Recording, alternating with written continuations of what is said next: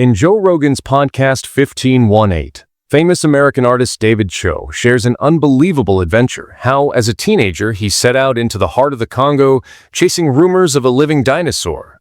From dodging gunfire to facing disease and chaos, this isn't just a story about fossils, it's about risking everything for the chance to find a creature the world believes is extinct. Let's check it out. I found out about you from two places. One from Bourdain, but two from a video that I watched of you going to the Congo looking for a dinosaur. That was the first thing I ever saw of you. I think that's like, then I talked to Bourdain about you and he was like, you got to talk to this guy. You got to meet him. And when I saw your show, I was like, look at this dude. This is crazy. He's looking for a fucking brontosaurus in the middle of the Congo. In 1994, I was living in Israel in a farm called Ramat HaKovesh, and it was a kibbutz. And to live on the kibbutz, you have to work. And I was the illegal immigrant there. So I have no money. So I'm making enough working on the farm just to live on the farm. And at this point, I'm 18 years old. I've been hitchhiking since I was 15, and I've seen the whole world. I've hitchhiked through Europe. I've hitchhiked through the US back and forth. And I'm bored. This is I'm like, what, you go to the Eiffel Tower, you take that same, it's like this. Right. What haven't we done yet? It's all mapped out. We've been to everywhere. We've seen everything. We've done everything. I have a heart of an explorer. I want to find new things, you know? And so I'm living on this kibbutz. Most of the other people there are from Australia and South Africa. And what I love about them is they're so racist that they don't even know they're racist. Like, I'm the only Asian guy there, and they're like, Nintendo, Sega Genesis. Like, I'm like, I got a name. And they're like, no, your name's Nintendo. I'm like, okay. And so I'm working illegally in a casino, illegally at a wedding catering place, and then working on this farm. So I have 3 jobs. I'm making, like, you know, under the table. And there's a library on the farm of books that have been left behind by past travelers. And of course, there's an old, from the 70s or 80s, a National Geographic catalog. And I start reading about Mokele Membe. I don't know if that's how you say it, but it's scientists, National Geographic people have spotted this fucking brontosaur-like thing in the Congo, and it's still there, and the Congo is still, it's the heart of darkness. I gotta fucking find this thing. I gotta go there. Like I was. How old were you at the time? I was 18. You decided you were going to go there? I was like, I have to go there. How old were you when you went? 18 years old. Oh, it was no. And then Vice. I'll bring it back to how that turned into Vice. But so I get on a plane, tons of lying and manipulating to get the visa because it wasn't open to tourism. It was only open to business. And so I make up this story that I'm a bodyguard to a toothpaste executive. And I work day and night to get a ticket to the Congo. And there's no tickets. It's this airline Aeroflot.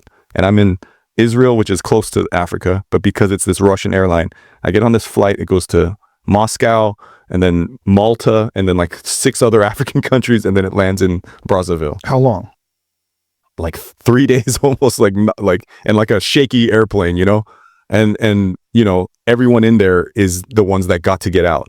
Right. So when they're coming back, they're bringing chickens and goats and all kinds of shit on the plane. And wow, it smells like shit.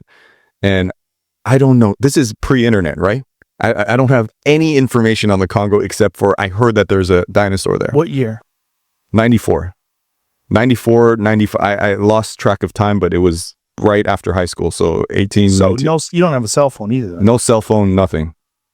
And the second I get off the plane, it smells horrible. Because there's just burning trash everywhere, and it's hot, and it's oppressive. And I go, what the fuck am I doing here? Like, why am I here? And everyone there asks me, what are you doing here? They don't speak English. They speak French. I didn't know that. They're in the middle of a civil war. I think the 2 factions were called the Ninjas and the Cobras. Like little kids shooting at night. Every 3rd bullet is like a tracer bullet. So it looks like fireworks. I go, what is that? And they're like, oh, they're just shooting into the air. First breakout of Ebola, malaria, and people go, why did you do that? That's not normal behavior. And I go, the LA riots happened in 1992. I watched normal civilization, normal civilized manners this is how people are. You go to a store. I saw that crumble overnight.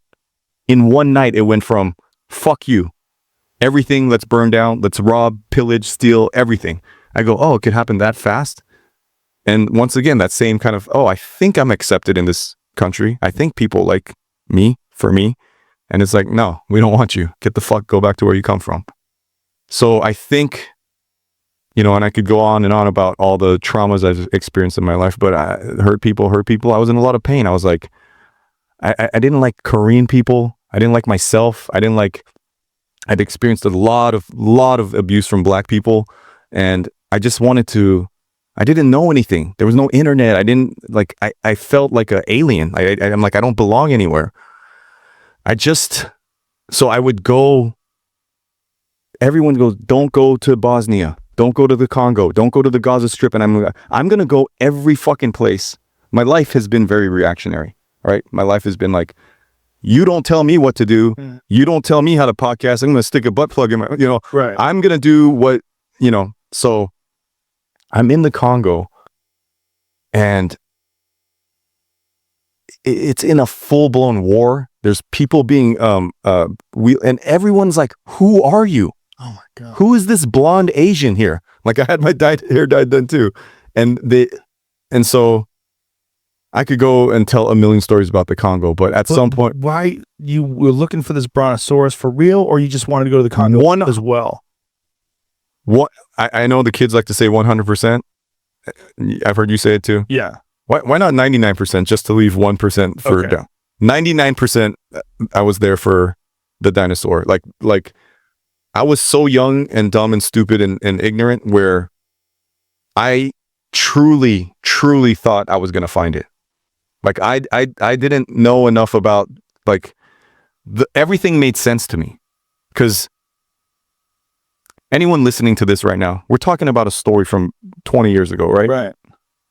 I was a stupid kid. I believed in Santa Claus very late. I was a bedwetter. I'm fucked up, man.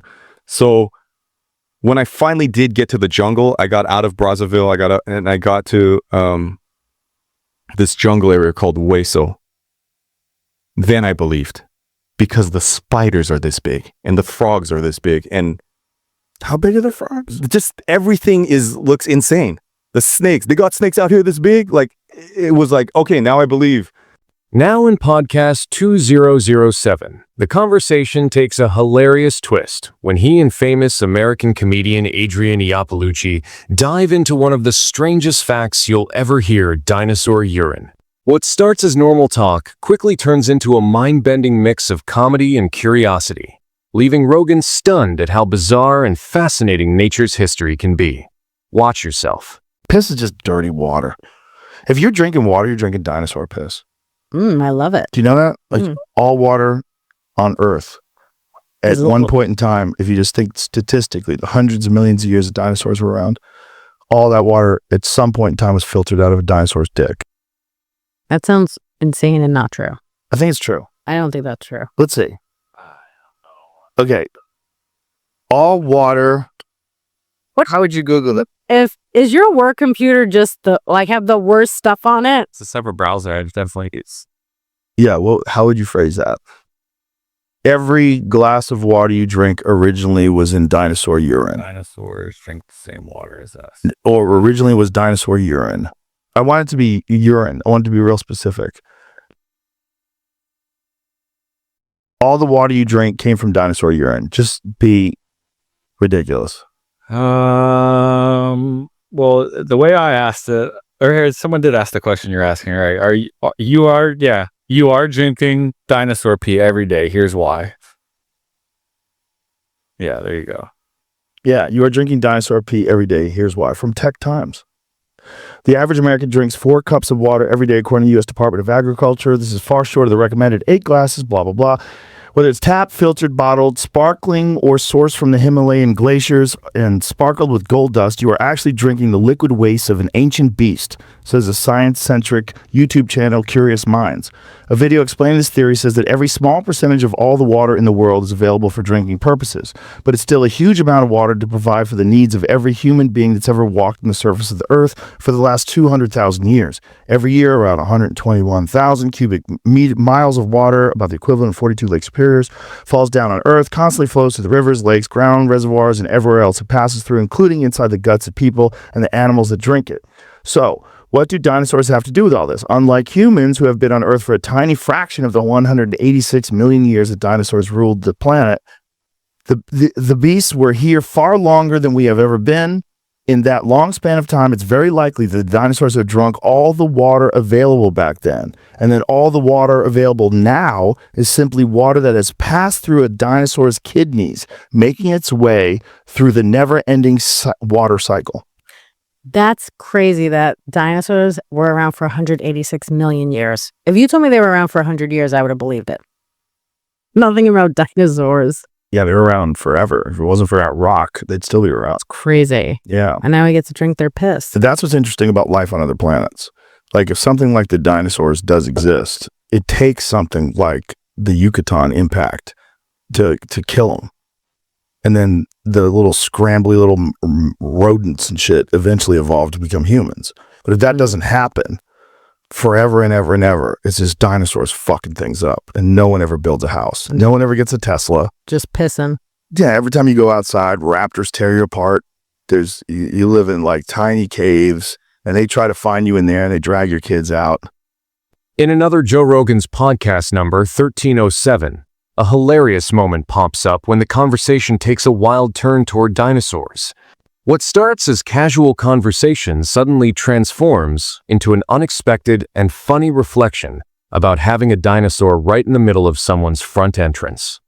It's one of those classic Rogan moments where comedy, imagination, and the bizarre collide to keep you hooked. Let's dive in.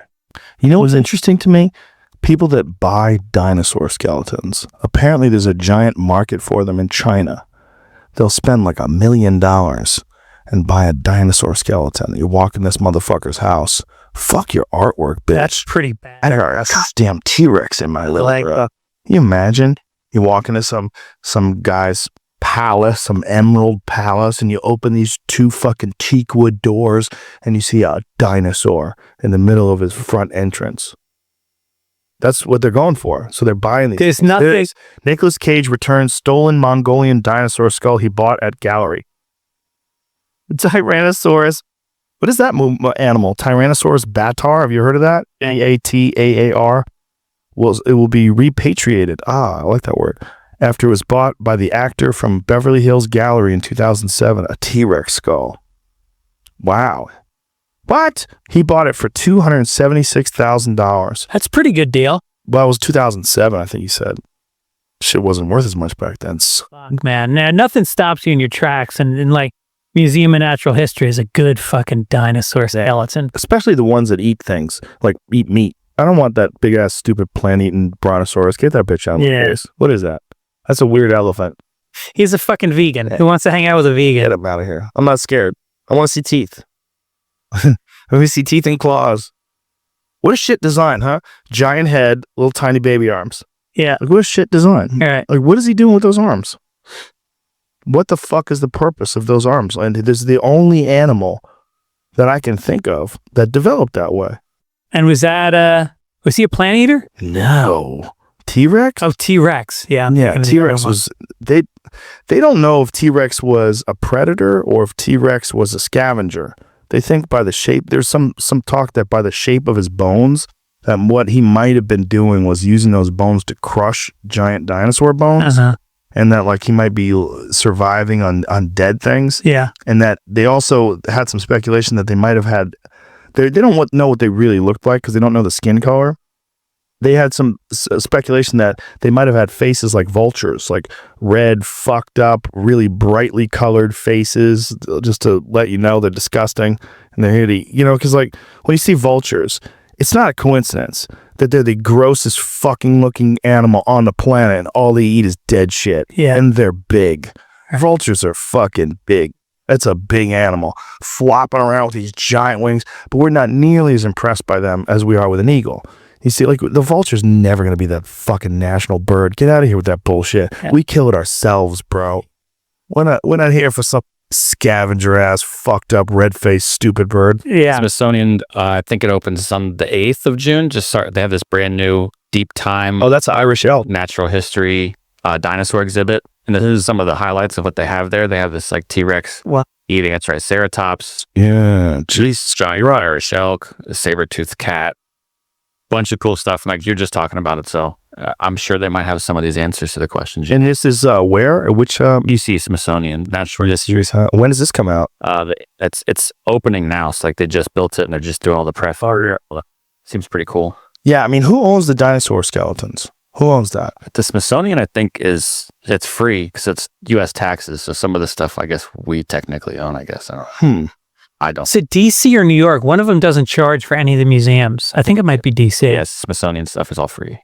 Or when it's open, it should be free. My friend John Dudley knows a dude who owns a ranch in Montana, and they found a T-Rex on his property. No shit. Yeah. Wow. Where I am. Found a bone out there moving around stuff on his property. Like, what the fuck is this? Starts cleaning it up, finds something, brings in some paleontologists. They start digging, and they're like, whoa, daddy, Yeah. we got a T-Rex here. All right. Yeah. Yeah, that's a fucking job. People get obsessed with that and they go, I'm gonna be an archaeologist when I get older. And then you're standing in a fucking desert Yeah. with a toothbrush for 8 hours a day trying to find a bone. What was that dude? Sam, the guy's name from Sam Neill from Jurassic Park. Yeah. Nobody wants to be him. Everybody wants to be Jeff Goldblum, the guy who shows up with a sexy jacket and says, life finds a way. Huh, it appears that life finds a way. World's biggest T-Rex discovered. Jesus Christ, what is this? Estimated 19,500 pounds. Holy shit. And what can those arms even do? Look at those. The arms are weird, man. They're so weird. And look how big the feet and legs are and the giant ass head. That's the thing. They're thinking like that this wasn't something that chased things down. It just sort of bent over and just jacked whatever was on the ground. Yeah. But I don't know if that's like, I think there was some speculation. Here, we should Google this. Because there was something about the physics of its body that it wouldn't be able to run fast. Because it's so weirdly shaped. They're like trying to figure out, why is its head so big? It has little tiny ass arms and these big ass legs, this big fucking tail. Like, can that thing run? Like, what it would? And then there's also some speculation that the atmosphere was way different back then, and the atmosphere was much more oxygen rich. Maybe things just were different. You know, like the physics Can run longer and faster. Like maybe even the physics of Earth was a little different in terms of like the way we interacted with the gravity. We interacted with the atmosphere rather. Yeah. The atmosphere like held them up somehow or another. Like it was thicker. But I read things when I'm high and I don't remember what the fuck I read. I think this is just saying that it should have been slower maybe than like they're shown in the Jurassic Park. It wouldn't have been running that fast. Here it says running would have broken an adult Tyrannosaurus Rex's legs. See, I don't. But okay, Google this so now we know that there's people that think that he couldn't run because of the shape. Google the atmosphere was different during the Jurassic period. Because there was I mean, it might have been horseshit. It was just an article that was written about how, like, we have to take into account the whole world was, like, different. Before that giant asteroid came and fucked up everything and slammed into Chichen Itza. You know, that... It says that the oxygen levels might have been about 20 to 30% higher during that time period. So it might have been harder to breathe, I guess. I'm not sure. Harder to breathe? A sudden drop in oxygen from roughly 30% to the atmosphere to about 10% may have contributed to mass extinctions. Oh, so from the impact, the dinosaurs. So that was one of the things they thought killed. There's a bunch of different ideas they have of how quickly the dinosaurs died off. But one of the more interesting ones that I saw recently was that they all died almost instantly. This says it would have made it more humid with higher levels of carbon dioxide and more likely more cloud cover. It just says gasping for breath. I just keep seeing that stuff. It says harder to breathe during that. Yeah, that doesn't have anything to do with the way they moved, though. There was something about, I remember reading something about the way a T-Rex moved, but it's a fucking mystery because it's not, like, you look at a crocodile, you're like, oh, I get it. He uses those 4 legs to get you with his big fat face. You know, it makes sense. Right. Then you look at a T-Rex, like, why are you up in the air like that? Why is your head so big? What's with the little legs? The ones in the front? What are those things? What's with the arms? What's up with this weird body you have? The weight of that head is illogical. Giant head. Yeah. It's a crazy head. He needs to go to Indianapolis, get that thing fucking shaved down. He's an insult. Maybe that's why he's so mad. Head can't fuck. Yeah, how did they fuck? How do they fuck? How do they fuck?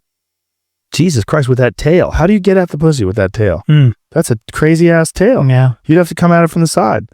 You'd have to tackle her. You'd have to blindside her, tackle her, get a leg up in the air, and get in like that. You'd have to get one of them legs. But then what the fuck? You have no arms. Yeah, no, so you're, Yeah. no, she can't give you a hand job.